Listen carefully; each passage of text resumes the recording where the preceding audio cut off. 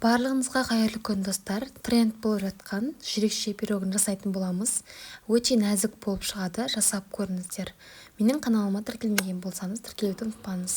Ыдысымызға 2 дана жұмыртқамызды жарып аламыз. Үстіне қантымызды саламыз. Бізге миксердің қажеті жоқ. Венчикпен осылай қантымыз ерігенше жақсылап араластырып аламыз. Миксер болса, миксермен де жасасаңыздар болады. Қантымызды салғаннан кейін үстіне жылы сүтімізді құямыз, сұйық майымызды құямыз. Барлығын жақсылап араластырып аламыз.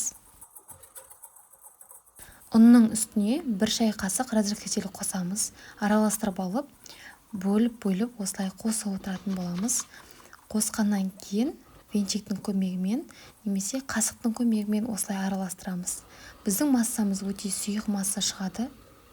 Массада түйіршіктер қалмағанша жақсылап барлығын бір тегіс болғанша араластырып аламыз. Трендтегі жүрекше өрнектегі дәл осы пирогты міндетті түрде жасап көріңіздер. Біз қазір ішіне какао қосып шоколадный түрін жасайтын боламыз.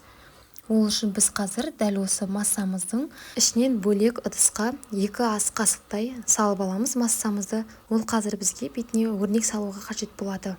Қалған массаға 25 граммдай какао қосамыз. Барлығын жақсылап араластырамыз біркелкі болғанша, түйіршіктер қалмағанша және біздің какаомыз бір түс бергенше жақсылап араластырып аламыз.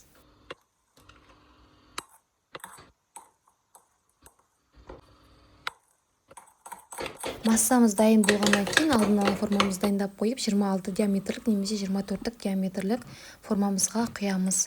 Пешімізді алдын ала қыздырып қоямыз.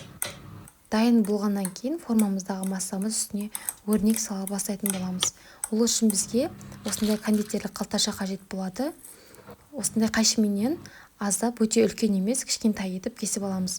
Кондитерлік қалташа болмаса, қасықпен немесе бір қолдануға келетін пакетпенен осылай өрнек салып шықсаңыздар болады. Алдымен осылай барлығын дөңгелектерді салып шығамыз.